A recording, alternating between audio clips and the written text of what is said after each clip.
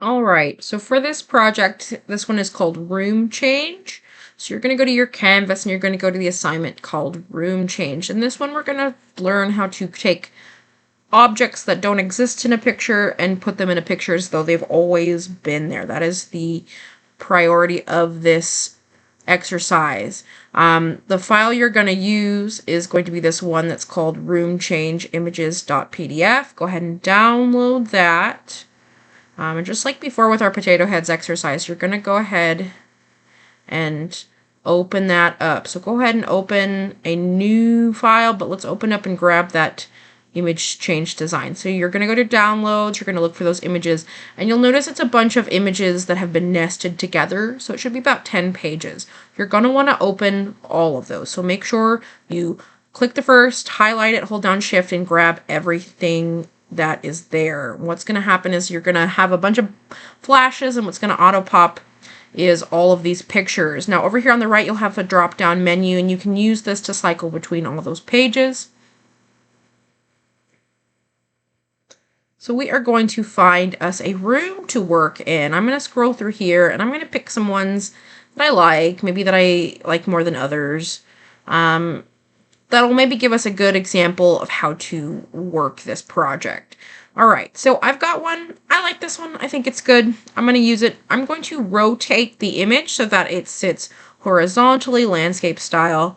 And I'm going to readjust this picture. I might scale it up, or I may just crop off the edges. So that way it fits in the picture plane.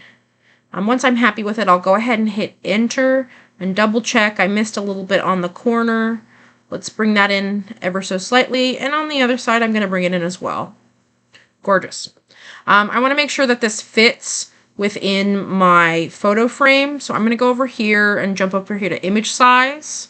What we're looking for is generally 8.5 by 11. It looks like it's a little bigger, so I'm going to adjust that and make it 11 by 8. It's going to be just ever so slightly short of 8.5, but not so dramatically that it will ruin the picture. All right, let's make it a little bigger so we can work in this space. This is our room. Now, let's pick a few things to put in our room. Let's scroll through what we've got. We've got a lot of options. What are we going to work with? So I think I'm going to grab one of these photos. I think I like this typewriter. It's sort of bright. It's hard to miss. And so I'm going to use my rectangular marquee tool, and I'm going to grab it because it's already a rectangle, and it's pretty easy just to grab it as is. How am I going to add this to the picture? That's the question. I think what I want to do is I want to make it look as though this typewriter is on that TV screen. So I'm going to try to line it up and resize it to the TV screen. And I'm going to show you a couple ways to kind of work it. One that will be okay and one that will be more successful. So I'm going to go ahead and select that and click that warp. And I'm going to use the corners and all the boxes to stretch this piece and get it to fit within this TV screen. Now, this won't hold the image to its true shape. So sometimes when we have these defined rectangles, warp is not always the right option. And especially if I'm looking for something that's going to talk about perspective of a piece, I'm just moving the angles. The picture is still facing forwards, however. So in doing that, I'm not exactly getting the angle correct. And even if I get it to fit just right, it's still a little off-putting. So maybe I like that, maybe I don't like that.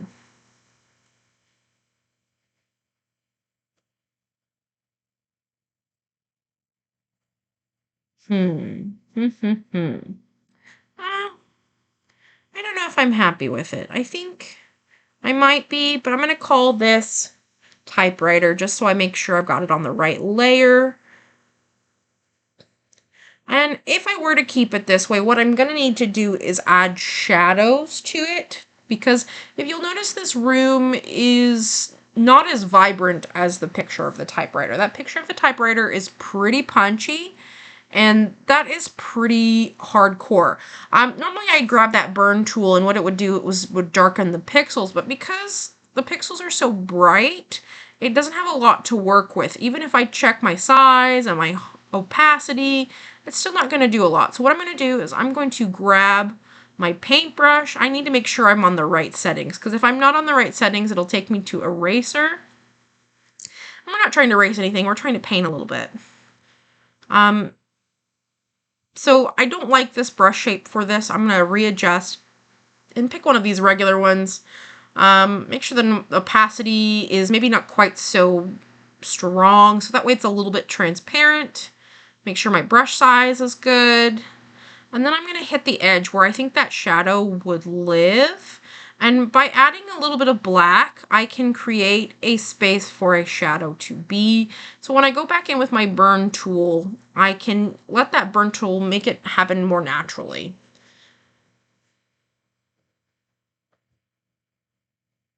And that burn tool looks like a little fist, like a little pincher finger. And notice that that shadow is a little more successful than it was previously, because it's got color to grab onto. But I still don't know if I like the typewriter like this. I don't know if I love it. So maybe I don't want that. Maybe I want to do it again. So let me go grab that same image. It's still selected, so I should be able to just drag and drop it. The angle of the typewriter wasn't what I wanted, so I'm going to go ahead and just readjust this. And what I'm going to do is I'm going to go to perspective rather than warp first. I'll go back to warp later. The reason I'm choosing perspective is because I need to make this typewriter look like it's going back sort of into space to the right, because the previous, like the TV itself does that. And if I were to try to adjust this piece without like making it match the angle of the TV, then the picture's gonna look funny anyway. So I'm gonna cycle between perspective and scale, so that way I can get this going at the right angle. So if I push and I pull, I can sort of twist it to fit what I want. And then when I'm happy with the angle, I'm going to switch over to warp. And then I'm going to add those corners.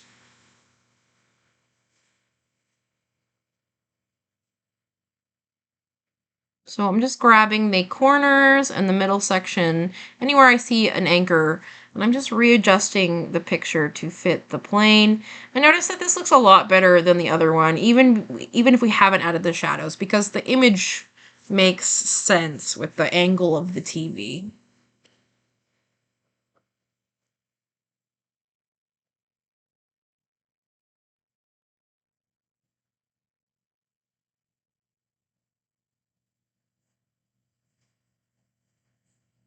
And while it's not perfect, it's good enough.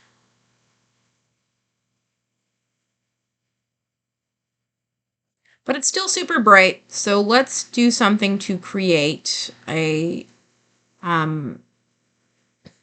sense of color. Let's adjust the levels of this. So I'm going to jump over to my adjustments panel. If that is not there, go to your Windows menu and make sure that adjustments is clicked. And what I'm going to do is I'm going to adjust the brightness. That's going to create a new layer. And I need to make sure that this layer is attached to the other one. So I'm going to click create a clipping mask. So what you're going to do is you're going to make sure that that little arrow is above the object you are trying to adjust. And that'll let me adjust the brightness and darkness of the piece. It'll let me feather the edges of the object.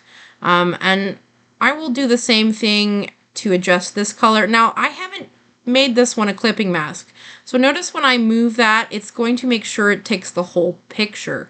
So just like before, go to create clipping mask. You'll get that drop down arrow. And then you'll be able to adjust the intensity of whatever it is you're editing. And I'm adjusting the intensity of my piece. And I'm going to do one more time.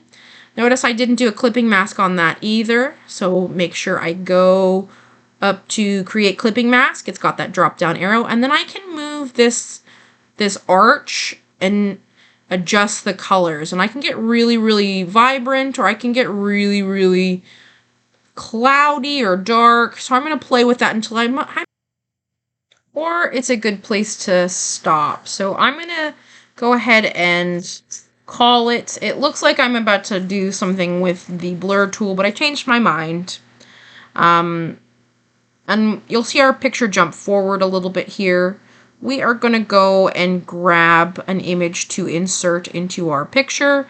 And I think I'm going to grab one of these pieces of pizza.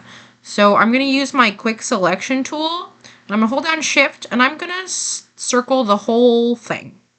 Right, so now I've got that triangle of pizza selected. And I should be able to grab that piece and pull it through. Gorgeous. I'm going to close out all these windows. And so where am I going to put my pizza? Well, I think this lady has too clean of a home. So I'm going to adjust the photo real fast to make the tones fit. I'm going to go to camera raw filter and I'm going to adjust the levels here. Now if I just adjust these, it's going to create more detail or take away detail. So if it'll make it a little blurry, I'm going to adjust the exposure. That's how much light is available. Contrast will let me make it darker or more sort of gray toned. Highlights, I'm going to knock these down and I'm going to use my best judgment to try and make this match the setting, right? And our setting's not terribly bright. It's not terribly punchy as far as like color's concerned. So I want it to be fairly dark, but not maybe so saturated with color. Like it doesn't need to be bright orange. So I'm going to check that and then I'm going to go the other way and knock it down a little bit. And I think that looks pretty good. And you'll see it sort of cycle. And now for me, I think it matches a little better. It's not perfect. We have to do our best. Sometimes it's hard to match light. And I'm going to make this pizza look like it's falling off the side of the chair. So what I'm going to do is I'm going to make sure it's selected and I'm going to go to warp just like before. And I'm going to move the pieces and the edges of this pizza so that way it looks like it's dripping over the side of the chair. And I'm kind of using perspective in a way to make this feel drippy. And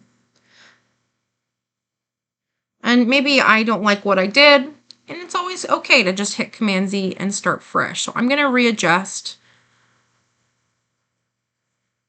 And I'm going to follow the lines of shadow that are currently existing on the edge of the chair itself.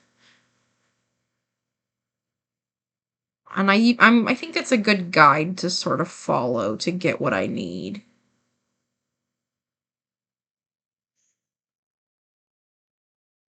Yeah, I think that looks good. So when I'm done, I'll hit enter or I'll hit that move tool and deselect. And now I'm going to create a shadow. So I'm going to grab that paintbrush and I'm going to paint a transparent layer of black where I think the pizza would be pushing on the edge of the cushion. So that way it looks like it's genuinely there. Once I've got that black transparent line cast, I'm then going to hit that chair with the burn tool to make it look a little more natural. Because the chair should be a little bit shaded because it's under the table. So if I make the pizza look a little shady too, then I think it'll read a little better.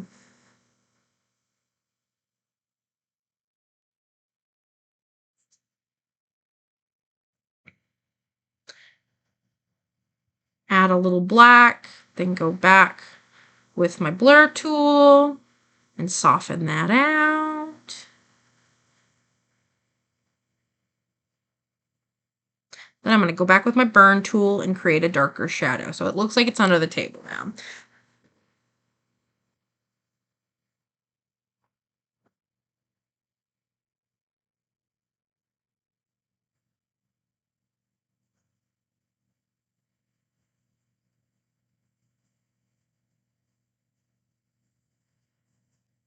So for your piece, you do not have to use the ones that I am using. I want you to grab other objects. I want you to use different rooms. Treat this as a play exercise. What I'm going to do now is I'm going to play with forced perspective. And that lets us sort of gauge distance in a piece. And what I want to do is I want to grab this cat. Um, Sometimes grabbing a cat is going to be easy, and sometimes it's a little hard. And you'll see me struggle a little bit because the edge of the top of the cat's head is not super defined. So sometimes when I go to try to just grab all the pieces, it goes a little farther than I mean to go.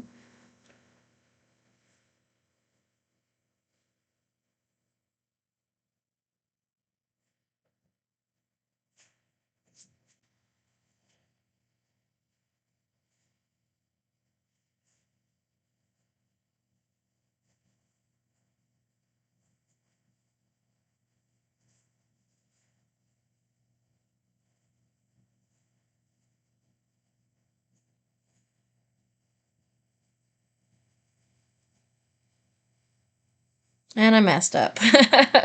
So it's not perfect. Sometimes we just have to settle for good enough.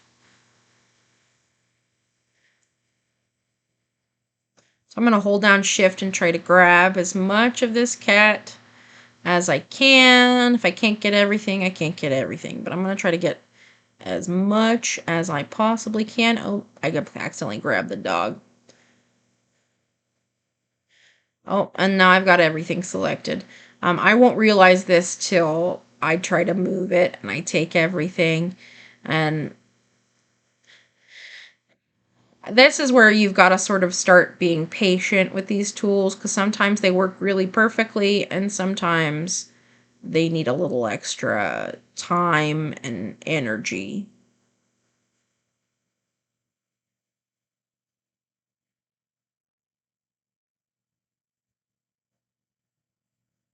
And if you go too fast, you may accidentally knock yourself off the path. Um, I've been struggling with this enough, so I think my brain says, yeah, this will be enough. So I'm going to grab my move tool just like before and drag and drop it over. So I want to make this cat look like he is right up in my grill. If this were like say my perspective or my point of view, this cat is in my face yelling at me. And I don't know how many times you've had a cat yell at you. It just happens. So I'm going to try to bring this all the way forward, and I may need to do this in sections. Now notice if I accidentally drop it on top of the typewriter, it tries to make it a clipping mask. So if that happens, just remove the clipping mask and push it forward. Looks like I have a butterfly here, so I'm going to go ahead and make sure that I'm going to get rid of that butterfly. I don't want that butterfly.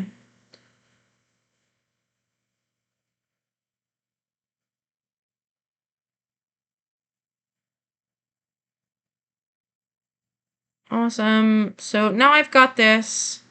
I'm going to make sure it's not a clipping mask because it was set as a clipping mask. And I'm going to play with perspective. So if something is super close to your eyes, it is pretty big. So I'm going to clean up the edges of this cat just like we did with the potatoes using my eraser tool and take off any of those weird colors that I don't necessarily need. And then I'm going to grab my move tool and use those arrows on the corner to make this a lot bigger. This is going to be the biggest cat in the world. And I just want to make him sort of large and obnoxious in the corner.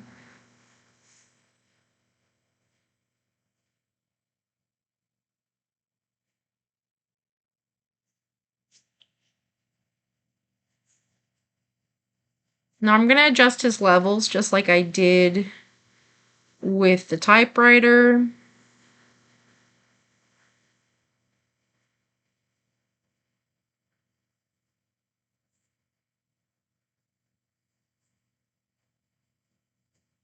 Since he is right up front, I want to make him brighter. Make sure you click that clipping mask, otherwise it's going to change the whole picture.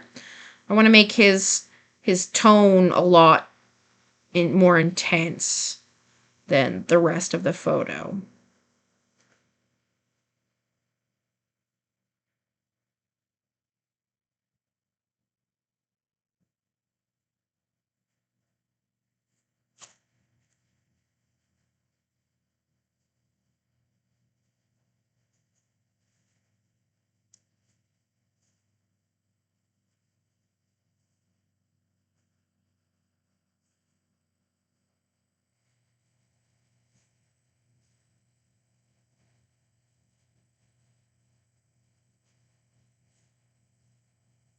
Alrighty, so to continue our perspective experiment, I am going to grab this lady's face, as much of it as I can, and then grab the edge over here and bring her into my picture plane. I'm thinking about what kind of angle she would sit nicely at. And I think I want to flip her and have her come peeking out of the other side. So I've just got to redo what I did. Basically, it undid my effort. So I'm going to transform and I'm going to flip her on the horizontal axis. I'm going to make her a little larger. She's going to be looking right at me. Then I'm going to turn her picture box on just the corner so that it looks like she may be peeking out the edge at me. I'm going to make her pretty close up here, so she's being real nosy.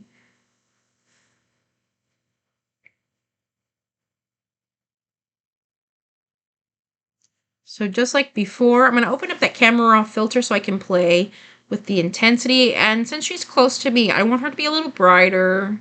I want her colors to stand out a little stronger. So I'm going to just adjust certain levels until I like what I see on my picture. I think that looks good. Right, so now she looks bright and close to me. And I think that looks pretty excellent.